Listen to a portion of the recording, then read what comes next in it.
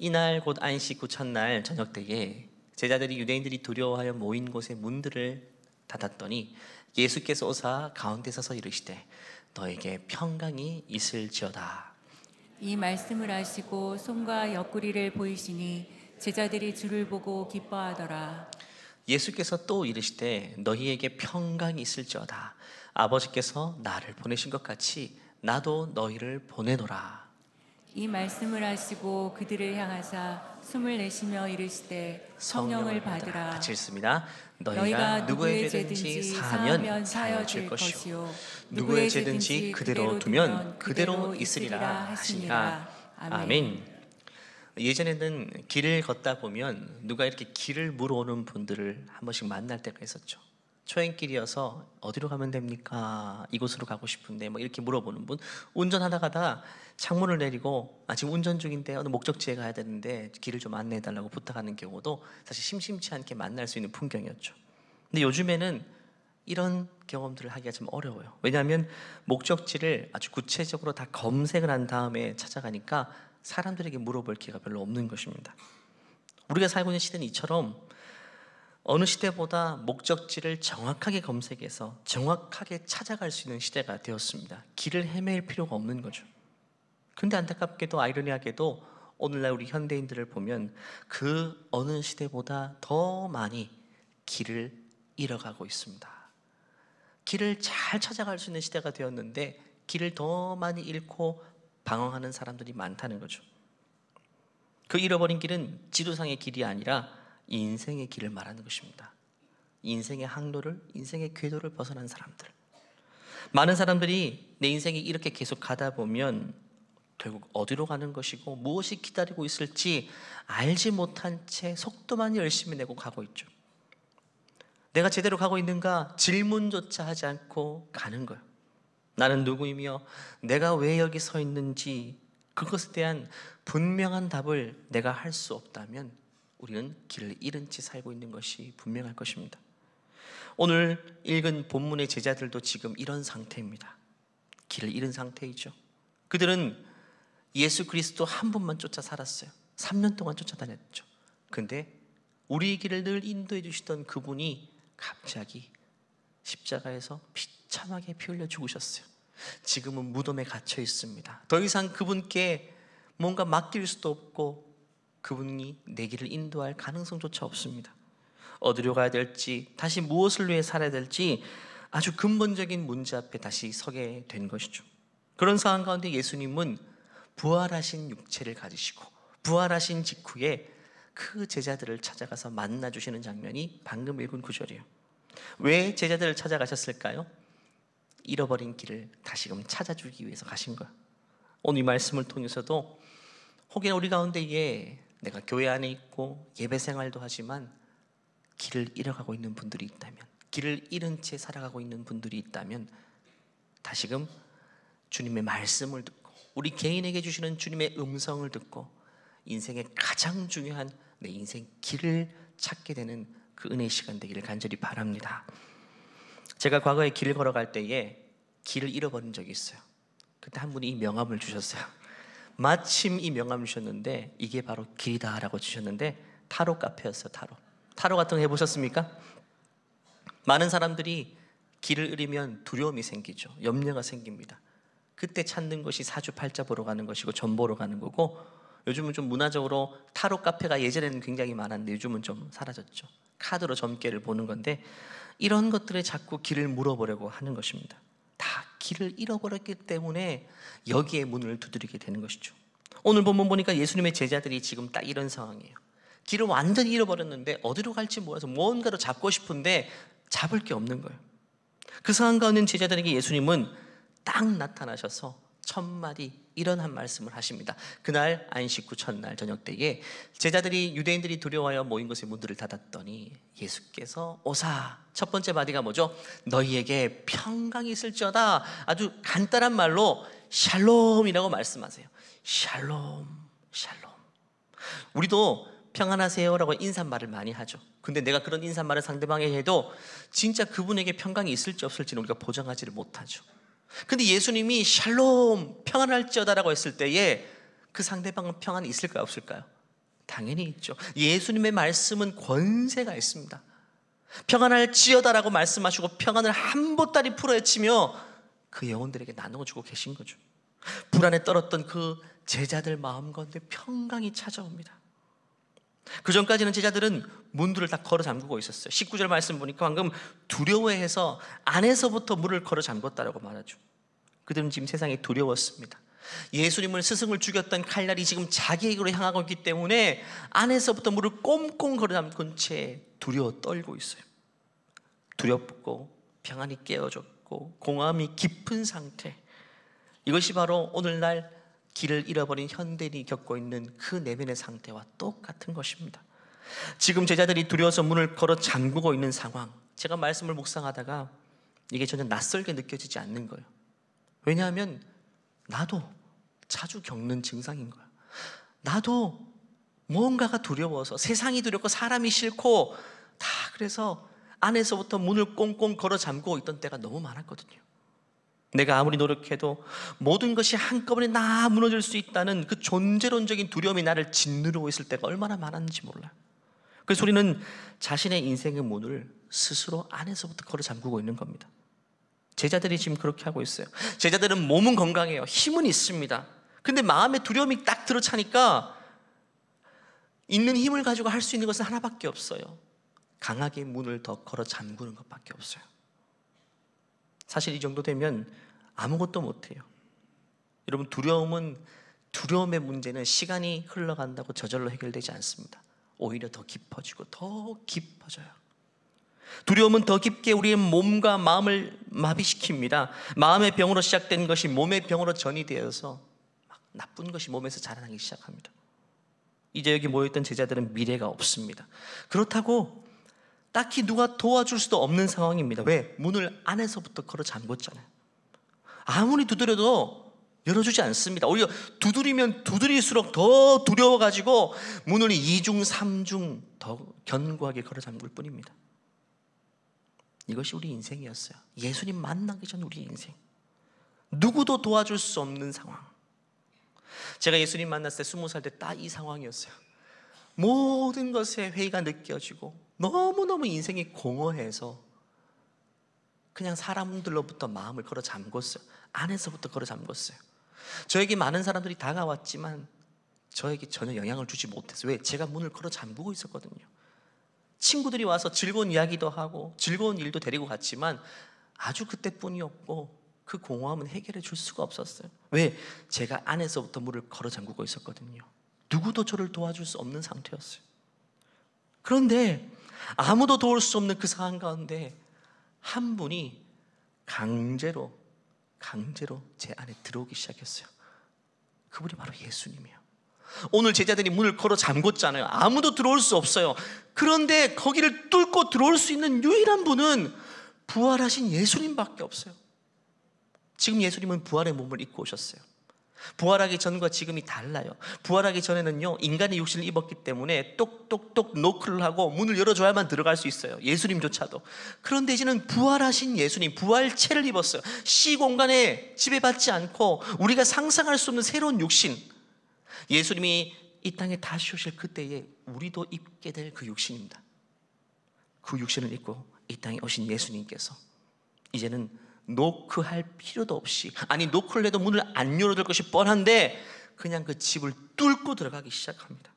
오늘 본문 보면요, 19절 말씀 보면 이날 곧 안식 후 첫날 저녁 때에 제자들이 유대인들을 두려워하여 모인 곳에 문들을 찾았어요. 노크를 하지 않았어요. 그런데 그 가운데 들어가셨어요. 그리고 너에게 평강이 있을지어다. 제자들이 문을 안 열어주니까 똑똑똑 택배 왔습니다 라고 해서 문을 살짝 열 때 훅 들어가셨나요? 그것도 아닙니다. 그냥 벽을 뚫고 들어가신 거예요. 강제로 들어가셨어요. 동의를 구하지 않고 들어가셨습니다. 우리 인생에 그래요. 우리 인생에 예수님이 처음 찾아오실 그때에 우리 인생의 근본적인 문제를 해결해 줄 수 있는 유일한 방법은 부활하신 예수님께서 우리 안에 우리의 동의를 구하지 않고 그냥 강제로 들어오시는 것 밖에는 답이 없다는 겁니다. 제 인생도 그랬고 모든 인생도 마찬가지였어요. 타락한 본성을 가진 우리 모든 죄인들은 절대 스스로 하나님을 향해 문을 열 수 없는 존재입니다. 이것을 신학적으로 전적 타락이라고 합니다. 머리끝부터 발끝까지 모든 생각과 모든 계획이 늘 악할 뿐이다. 예수님이 노크를 아무리 해도 우리는 열 수 없는 존재다. 아니, 예수님을 똑똑 노크하고 우리 동의를 구하셨다면 우리는 끝까지 그 문을 열지 않았을 거예요. 근데 주님은 일단 그냥 들어오셨어요. 일단 들어오신 다음에 그 문을 열게 하시는 거예요. 제자들도 예수님이 찾아 들어오셨죠. 그 다음에 집의 대문이 열리기 시작합니다. 밖을 향해 나가기 시작해요. 우리가 사형리에서 마지막 단계에 영접을 권유할 때 이 계시록 말씀을 가지고 우리가 이야기하거든요. 볼지어다 내가 문 밖에 서서 두드리노니, 여기 문은 마음의 문을 말합니다. 똑똑똑 누구든지 그 예수님의 두드리는 음성을 듣고 문을 열면 예수님이 그에게 들어가 그와 더불어 먹고 그는 나와 더불어 먹으리라, 이 말씀이에요. 이 구절에 의하면 우리가 문을 열어야만 예수님이 내 인생에 들어오신다고 말씀하시죠. 그런데 중요한 것은요, 전적으로 타락한 우리의 본성은요, 주님의 이 노크 소리조차 들을 수 없는 상태가 된 거예요. 주님의 노크 소리도 들을 수 없는 타락한 본성이 되었어요. 귀도 다 닫혀버린 상태인 거예요. 그런데 어느 사이에 노크 소리가 들리기 시작해요. 똑똑똑 주님이 내 문을 두드리는 것 같아요. 그러면 이미 주님이 우리 안에 들어오셔서 우리 영혼의 길을 열어주신 이유 때문이에요. 이미 들어오신 거예요. 사랑하는 성도님 여러분, 저와 여러분이 지금 예수를 구주로 믿고 있고 주님을 내 인생 가운데 초청하여 드렸다면 주님이 우리의 인생의 문을 강제로 열고 들어오신 결과 때문입니다. 이것을 두 글자로 은혜입니다. 우리의 공로가 전혀 없는 하나님의 당신의 주권으로 그냥 밀고 들어오신 거예요. 왜? 우리에게서는 가능성이 없으니까, 절대로 문을 열지 않는 거 알기 때문에 일단 들어오셔가지고 우리의 마음을 누그러뜨려 주시는 거예요. 이것을 교리로 이렇게 말합니다. 불강력적인 은혜다. 아까 전적 타락과 마찬가지로 구원에 관한 교리 중에 하나입니다. 저항할 수 없는 은혜, 문을 스스로 잠글 수 없을 정도로 주님이 뚫고 들어오시는 은혜를 말합니다. 교리를 이 사전적으로 부학적인 은혜를 정의하자면 이렇습니다. 복음을 통한 외적인 사역은 구원의 부름을 주는 것이다. 그러나 본질상 죄와 허물로 죽은 자가 스스로는 회개하거나 복음의 초청에 응할 수 없다. 노크 소리조차 들리지 않는 상태가 되어버린 겁니다. 성령 하나님께서 내적 부르심을 주셔야만, 주님이 우리 안에 들어오셔야만 성령이 죄인의 마음에 은혜롭게 역사하심으로써 진리를 알게 되고 믿게 되며 하나님의 자녀가 된다. 대충 어떤 느낌인지 아시겠죠? 오늘 읽은 말씀처럼 예수님이 노크하고 문 열어주세요라고 하는 게 아니라 그냥 벽을 뚫고 강제로 우리 인생 가운데 훅 들어와 주신 거예요. 그 결과 우리 모두가 지금 이 예배 현장에 앉아 수 있게 되는 것이죠. 근데 중요한 것은 처음 우리를 찾아오실 때는 우리의 인생의 문을 뚫고 들어오시는데 그 다음부터는 그렇게 하지 않으세요. 오늘 예수님도 제자를 찾아가실 때 문을 뚫고 들어가셨지만 그때부터 아주 젠틀하게 제자들과 대화하기 시작합니다. 그러면서 선물 보따리를 하나름 열고 첫 번째 선물을 주시는데 그게 바로 평강을 선물로 주는 겁니다. 아까 말한 것처럼 샬롬입니다. 샬롬. 이 샬롬이란 단어는 세상에서 찾아볼 수 없는 단어입니다. 출처가 하나님이에요. 세상을 다 헤매고 다녀보십시오. 평강을 찾을 수 있는 길은 없습니다. 모조품이 있을 뿐이에요. 편안함. 세상은 우리에게 편안한 환경, 부유한 환경을 통해 편안함은 줄 수 있지만 평강, 진짜 샬롬, 뿌리 깊은 평강, 그것은 위로부터 하나님께로부터 내려오는 것이기 때문에 세상에서 구할 수 없는 거예요. 그것을 지금 예수님께서 제자들에게 선물로 주고 계신 거예요. 길을 잃어버린 사람에게 나타나는 존재론적인 두려움과 공허, 불안과 염려, 이런 모든 것들을 한 번에 해결해 줄 수 있는 것이 바로 샬롬이란 한 단어의 능력입니다. 샬롬. 오늘 예배를 통해서도 불안해하는 우리 내면 가운데 주님께서 샬롬의 은총을 베풀어 주실 줄 믿습니다. 이 샬롬은요, 초대교회 성도들의 인사 방식입니다. 초대교회 2000년 전에 그때는요, 예수 믿으면 잡히면 죽는 시대, 내가 예수 믿는다는 걸 밝힐 수 없는 시대였어요. 그래서 어느 날 길을 가다가 한 사람을 만났는데 대화해보니까 대화가 너무 잘 통하고 너무 나하고 맞는 사람이에요. 이 사람 꼭 그리스도인 같아요. 근데 확인할 길이 없죠. 내 신분을 먼저 밝혔다가는 내가 죽으니까 이 사람이 그리스도인이 아닐 경우에는. 그래서 어떻게 서로를 확인했는가? 바닥에 익투스라고, 물고기, 헬라로 물고기가 익투스입니다. 물고기 문양을 먼저 내가 딱 그립니다. 그러면 상대방이 보고 물고기 그림을 함께 그리게 되면 서로 그리스도인인 거예요. 그리스도인만 통하는 이 사인이 바로 물고기. 베드로가 예수 그리스도를 향해서 신앙 고백한 것이 앞글자만 따서 익투스, 물고기 그림이거든요. 이거를 통해서 서로가 확인한 거예요. 이제 서로가 확인했어요. 너도 예수 믿는 사람이었구나. 나도 예수 믿는 사람이야. 그러면 얼싸안고 너무너무 감동하면서 서로 선물을 주고받는데 무슨 선물을 주고받을까요? 가진 게 없잖아요. 뭘 줄까요? 평안을 주는 겁니다. 그때 샬롬이라고 인사합니다. 서로에게 있는 평안, 세상에 뭐 먹을 것, 돈은 줄 수 없지만 주님이 내게 주신 그 평안을 서로 선물로 주고받는 겁니다. 그 선물을 받게 되면 그 어두운 시대에도, 그 암흑 같은 시대에도 그들은 길을 잃지 않고 그 길을 끝까지 갈 수 있게 되는 거예요.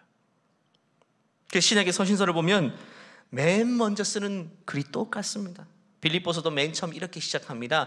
하나님 우리 아버지와 그리스도 주 예수 그리스도로부터 은혜와 샬롬이 평강이 너에게 있을지어다. 이게 제일 중요하기 때문에 평강을 먼저 딱 선물로 주고 그 다음 서신을 이어가게 되는 거예요.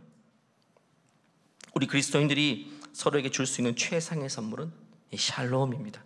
이 시간 앞뒤 자유에 계신 분들, 우리가 한 공간에서 예배드리지만 누가 내 옆에 앉아있는가 뒤에 앉아있는가 볼 틈도 없이 왔다가 사라지죠. 이 시간 한번 둘러보시면서 진심으로 샬롬이라고 축복하며 인사했으면 좋겠어요. 샬롬입니다. 샬롬, 샬롬. 우리가 줄 수 있는 최상의 선물입니다. 이렇게 부활하신 예수님께서는 길을 잃어버린 제자들에게 먼저 샬롬의 선물을 주시고 그 다음 절에 이렇게 말씀하세요. 이 한마디를 통해 그들의 잃어버렸던 길을 찾게 하십니다. 예수께서도 이르시되 너에게 평강이 있을지어다. 샬롬을 두 번째 거듭 말씀하시고 그 다음 보십시오. 아버지께서 나를 보낸 것처럼 나도 이제 너를 보낸다라고 말합니다. 나도 너희를 보낸다. 이것이 바로 제자들과 우리가 찾아야 될 잃어버린 인생의 길인 것입니다. 이 한마디에 내가 누구인지, 내가 뭘 위해 살아야 될 존재인지가 다 담겨 있어요. 그것은 바로 예수님이 나를 보내셨다는 거예요. 우리는 주님께로부터 보냄받은 존재로 지금 이 자리에 서 있다는 거예요. 이 정체성이 흔들리면 안 됩니다. 근데 수식어가 있죠. 아버지께서 나를 보낸 것처럼, 예수님께서 아버지께서 나를 보낸 것처럼 나도 너에게 보낸다. 여러분, 먼저 성부 하나님이 성자 예수님을 이 땅에 보내셨어요. 우리를 구원하기 위해서 이 땅에 보내셨어요. 신약 성경 보면 요한복음만 봐도 40번이나 넘게 예수님은 자기의 정체성을 설명하면서 나는 아버지께서 보냄받은 자다, 아버지께서 보낸 자라고 이야기합니다. 요한복음 12장 말씀 보면 내가 내 자의로 말하는 것이 아니요, 지금 내가 내 말하는 게 아니야, 나를 보내신 아버지께서 내가 말할 것과 이룰 것을 친히 명령하여 주신다. 너희들 지금 내가 말하고 있지만 내 말로 듣지 말고 나를 보내신 아버지의 말, 하나님의 말로 들어야 돼. 예수님은 자기의 정체성을 한 번도 잊은 적이 없어요.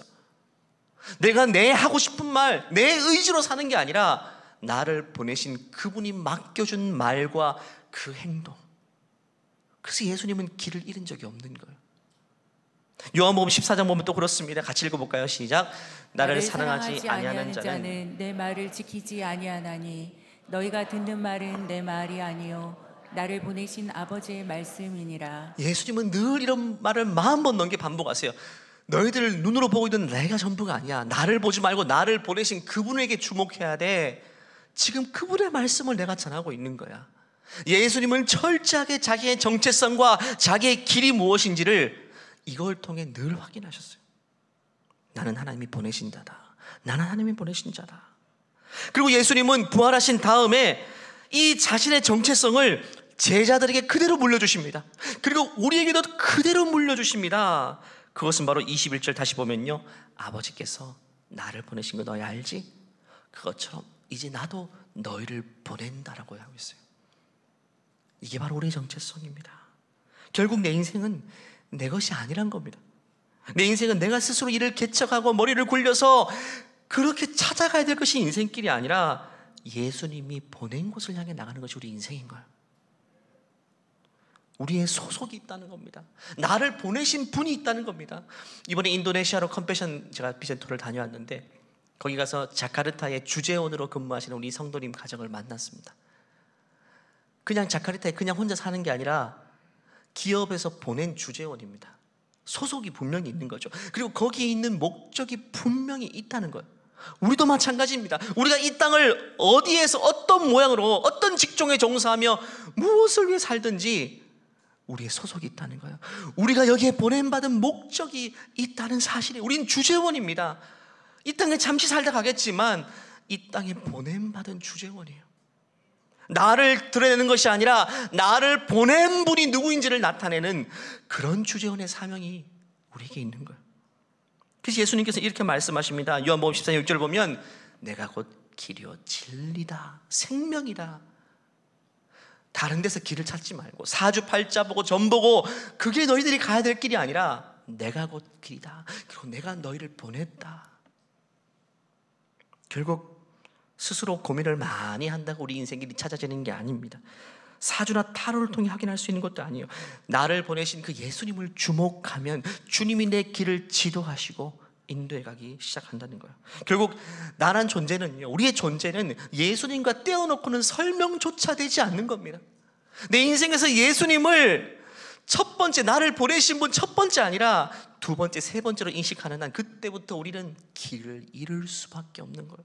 너무너무 당연한 겁니다. 예수님이 나를 보내셨다는 그것으로부터 내 존재가 다 설명되어지고 그때부터 내 인생과 방향이 제대로 결정지어지게 되는 겁니다. 올여름 우리 지구촌교회 많은 성도님과 가정들이 예수님께서 보내신 곳곳을 향해 나갔습니다. 국내 여러 지역과 해외 여러 지역에 복음 들고 그리스도의 사랑 들고 나간 거예요. 다녀와서 제가 쓴 간증들을 보면서 너무너무 감동이 되었어요. 여러분도 아마 아울리치 선교 다녀오셔서 영혼들을 현장에서 만나면서 이런 생각 다 했을 겁니다. 야, 이게 진짜 하나님이 기뻐하는 거구나. 이 삶이 내가 진짜 살아야 될 삶이구나. 바로 이거야. 세상에서 내가 원하는 거 먹고 좋은 데 여행 가고 얻고 싶은 거 물건 사고 이때 얻을 수 있는 그런 기쁨과는 비교가 되지 않는 내 존재가 느껴지는 내 영혼이 만족하는 진짜 기쁨이 무엇을 통해 얻어집니까? 내가 사명의 자리에 있을 때 얻어지는 거야.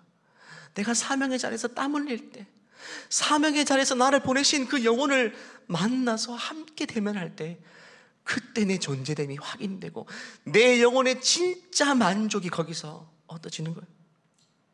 사랑하는 여러분, 우리 모든 영혼들은 보냄을 받은 자들입니다. 부르심의 영역이, 보내는 영역이 다를 뿐이지 우리 모두는 하나님께로부터, 예수님께로부터 보냄을 받은 자임을 기억하시기 바랍니다. 우리가 선교사라고 하죠. 선교사님이 인생이 너무 귀하시죠. 선교사를 생각할 때 특별한 부르심을 받은 사람, 특별히 헌신된 사람으로 생각하기 쉽지만 여러분, 그건 결코 아닙니다. 선교사라는 단어는 성경에 한 군데도 등장하지 않습니다. 그 직분이 너무 중요한데 성경이 없어요. 성경에는 목사, 장로, 집사라는 직분은 등장하지만 선교사는 없습니다. 왜 그럴까요? 하나님의 모든 백성이요, 다 보냄을 받은 선교사이기 때문에, 모두를 다 사명 가지고 보낸 것이 우리 모든 인생이기 때문에 선교사라는 직분, 특별히 헌신되고 특별히 보냄받은 사람 자체가 의미가 없는 거예요. 우리 모두는 선교사입니다. 그렇기 때문에 내가 보냄받은 자인지는 질문할 필요가 없어요. 대신 하나님 나를 어디로 보내십니까? 라는 걸 늘 질문해야 되죠. 하나님, 내가 여기 직장에서 5년 근무했는데 내가 이직을 준비하는데 어디로 가야 될까요? 하나님, 내 다음 스텝을 어디에서 하기를 원하십니까? 내가 어디로 가기를 원하십니까? 누구에게 영향력을 발휘하기를 원하십니까? 대학을 졸업하고 첫 번째 인생의 관문을 두드릴 때에도 하나님, 내가 어디에 원서를 넣어야 되죠? 하나님, 나를 어디에 보내기를 기뻐하십니까? 나는 사실 이 A, B 회사를 가고 싶은데 하나님, 나를 어디로 보내기를 원하십니까? 이렇게 질문해야지 거기서부터 응답이 이루어지는 것이지, 그렇지 않고 사명을 등한시 여기고 나를 보내신 분이 예수님이라는 사실을 제껴버리고 그냥 내가 원하는 소원을 이야기하는 것이 어떻게 그게 응답이 될 수 있겠어요? 모든 것이 사명이에요. 나를 보내시는 분, 내가 거기에 하루를 살아도 순간을 살아도 그곳으로 주님은 나를 보내신다는 거예요. 우리가 선교사라고 부르는 분들은 어디로 보냄받은 사람들일까요? 타문화권으로 보냄받은 사람들이에요. 아마 청년 때, 어릴 때부터 선교사님 다 동일합니다.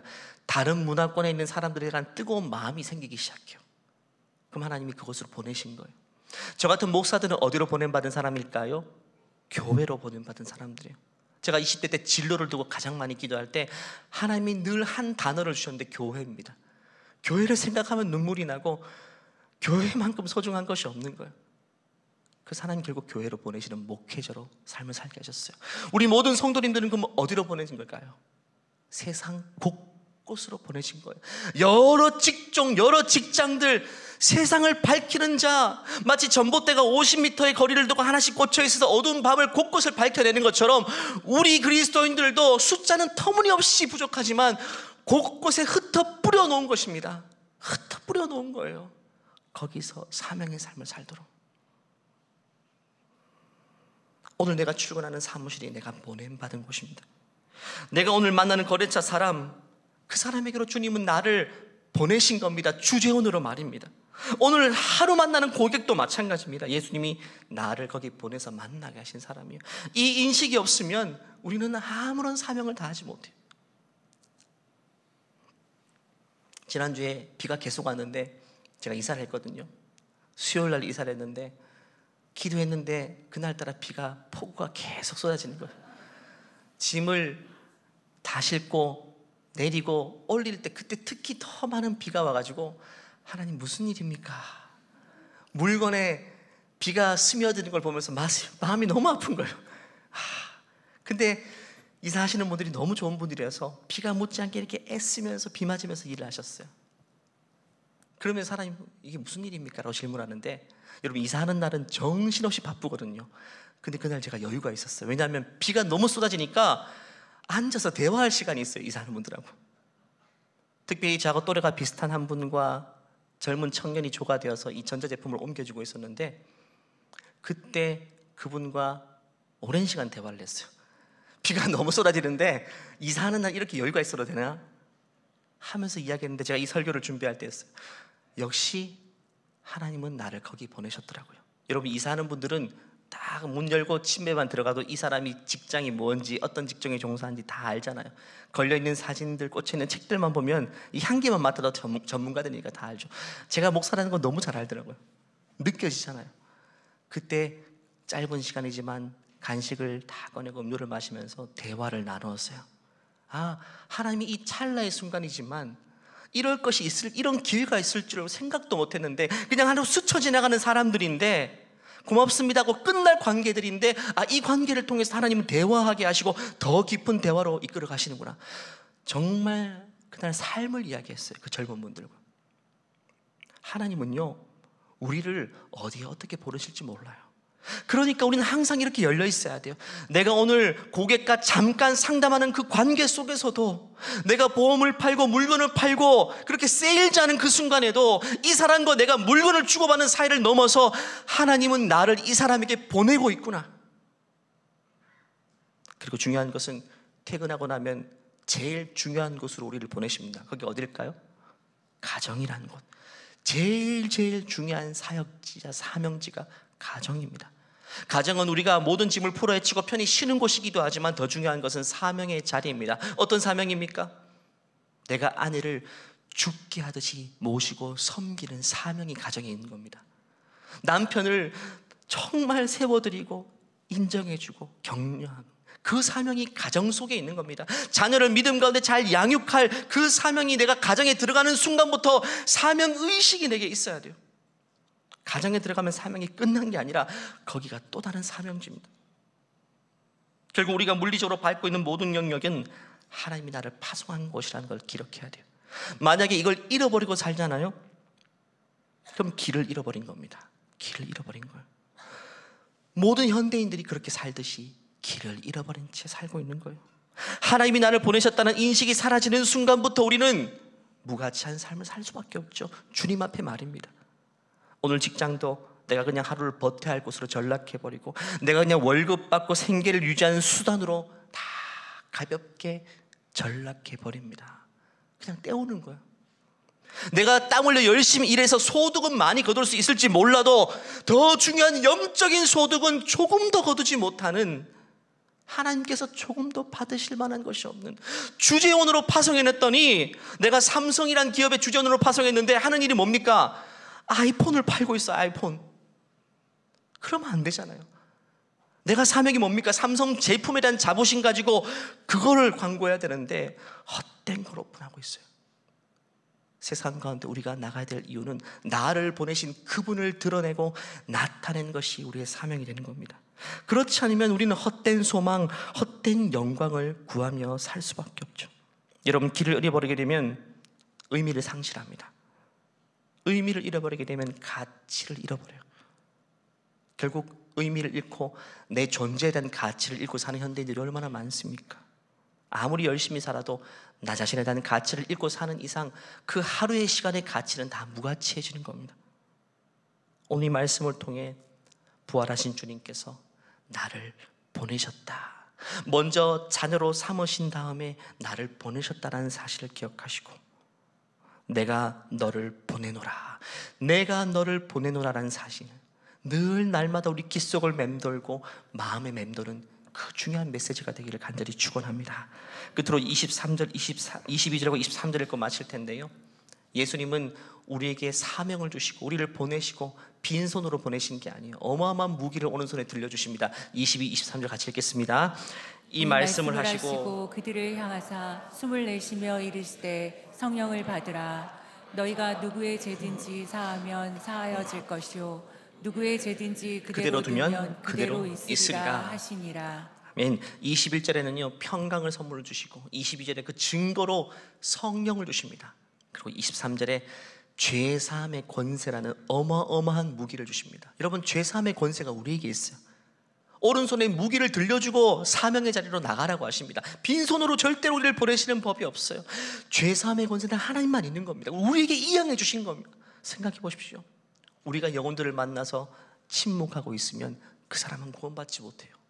하지만 우리가 입을 열고 하나님 이 영혼 축복해 주세요, 이 영혼 구원해 주세요 하는 순간 그 영혼에게 구원의 문이 열리게 되는 거예요. 우리가 사명을 가지고 그 자리에 서 있느냐, 사명이 없는데 침묵하고 있느냐, 그것은 너무너무 중요한 거예요. 우리에게 죄사함의 권세를 오른손에 쥐어준 것입니다. 그 권세 가지고 올여름에도 많은 지역과 많은 나라들에 가서 우리 지구촌교회는 복음을 전한 거예요. 말씀을 마무리할까요? 우리는 어떤 방식으로든지 어떤 모양으로든지 영혼에게 복음을 전하고 그들을 섬기는 일에 헌신해야 돼요. 우리 지구촌교회는 보냄받은 자들이 모인 공동체입니다. 왜 우리가 잘 모여야 됩니까? 잘 흩어지기 위해서. 월요일부터 하나님이 여러분 세상 곳곳에 보내시잖아요. 직장과 여러 곳에 잘 보냄받기 위해서 우린 주일날 또 잘 모여야 돼요. 이렇게 모여서 내가 누구인지, 내가 가야 될 곳이 뭔지, 나란 존재는 어떤 존재인지를 또 들어야 돼요. 결단해야 돼요. 기도해야 돼요. 그래야지 잊어버리지 않으니까. 그렇게 무장되어서 또 일주일을 사명의 자리에서 내가 누구인지를 기억하며 살게 되는 것입니다. 예수님이 길을 잃어버린 나를 찾아와 주셨죠. 그래서 우리가 이 자리에 앉아 있습니다. 마찬가지로 주님은 나를 통해 또 다른 길 잃은 자에게 나아가게 하시는 것입니다. 이번 한 주도 그 사명의 자리에서 사명 의식을 가지고 살아갈 수 있는 저 여러분 되시길 간절히 축원합니다. 한번 기도하겠습니다. 이 시간 기도할 때 먼저 우리를 찾아와 주신 주님께 감사했으면 좋겠어요. 우리는 언젠가 문을 안에서부터 걸어 잠근 채 누구도 도울 수 없는 상태로 우리는 살아왔던 때가 있었습니다. 하지만 주님은 그런 나를 불쌍히 여기셔서 우리를 찾아와 주셨어요. 그냥 문을 열고 강제로 그냥 들어와 주신 겁니다. 그리고 자녀를 삼아 주셨어요. 그리고 말씀하세요. 내가 너를 이제 보낸다. 내가 너희를 찾아온 것처럼 너희도 또 다른 영혼에게 나가서 이 복음을 전해야 된다. 이 시간 기도할 때 하나님, 내가 보냄받은 그곳이 사명의 자리가 되게 도와주시옵소서. 사명 의식을 가지고 살아가게 도와주시옵소서. 열매 맺는 삶이 되게 도와주시옵소서. 한 영혼도 스쳐 지나가는 영혼도 하나님이 보내신 사명의 자리임을 기억하고 이번 한 주 살아갈 수 있도록 은혜를 베풀어 달라고 주여 한번 외치고 기도하겠습니다. 주여. 하나님 아버지, 하나님 아버지, 우리를 보내신 많은 곳에서 우리가 사명의 자리에서 하나님 아버지 녹록지 않고 가진 것은 없지만 우리에게 있는 평강을 심어주고 올 수 있도록 도와주시옵소서. 하나님의 은혜가 필요합니다. 하나님의 은혜가 필요합니다. 하나님의 은혜가 필요합니다. 우리가 누구든지 어디로 보내받은 자, 어디로 가야 자, 다시 길을 찾고 우리의 존재됨의 이유와 목적, 우리가 살아야 될 방향과 하나님 그 길을 향해서 오늘 하나님과 다시 동행하는 수 있도록 은혜를 도와주시며 역사하여 주시옵소서. 하나님의 은혜가 필요합니다. 하나님 말씀하여 주시옵소서. 나도 너희를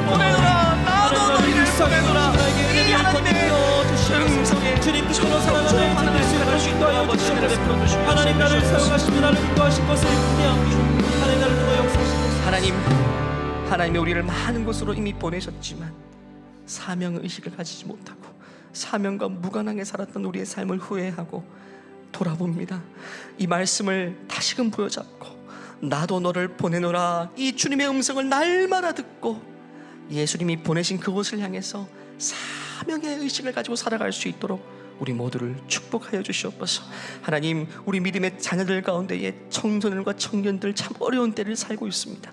길을 잃어버려서 깊은 공허함 속에 빠져있는 영혼도 있습니다. 스스로 안에서부터 물을 걸어 잠근 채 누구도 도울 수 없는 상황 가운데 있는 빠져있는 청년들도 있습니다. 하나님, 찾아가 주시옵소서. 예수님 친히 문을 두드리지 마시고 그냥 찾아가 주셔서 하나님 그 영혼의 인생을 취하여 주시고 그 영혼들을 하나님이 보내실 곳으로 보내어 주시옵소서. 우리 주님이 우리를 통해 행하신 놀라운 일들을 기억하며 거룩하신 예수님의 이름으로 기도하옵나이다. 아멘. 이 시간 우리를 부르시고 우리를 보내신 주님께 영광의 박수 올려드리겠습니다.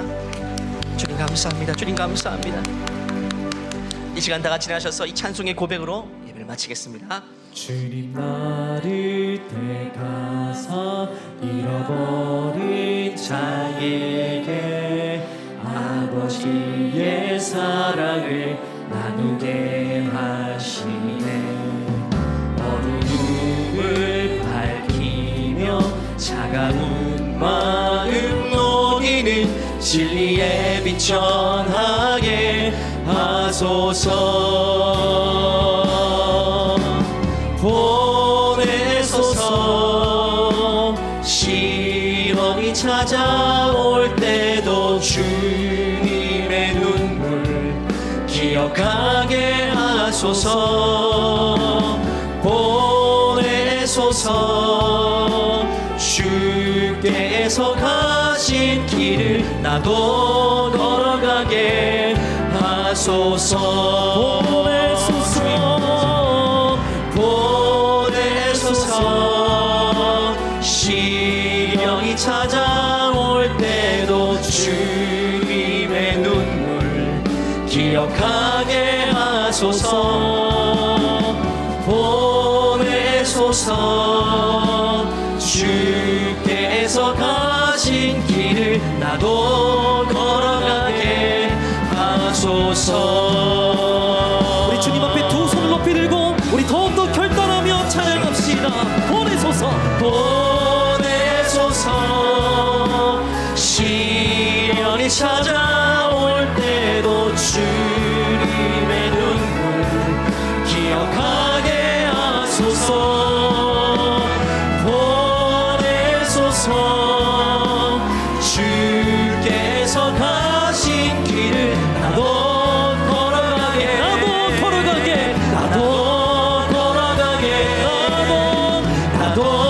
걸어가게 하소서.